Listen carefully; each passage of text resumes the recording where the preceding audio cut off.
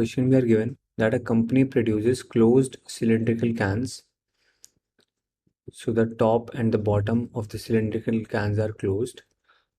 So let us shade this to show that this is a closed, open and bottom of the cylinder. So the volume is given to be 250 centimeter cube of the can, and it is given that cost of metal is equals to $0.01 per centimeter square of area for lateral surface and $0.02 per centimeter square of area for top and bottom. So this is how the cost is given. We have to find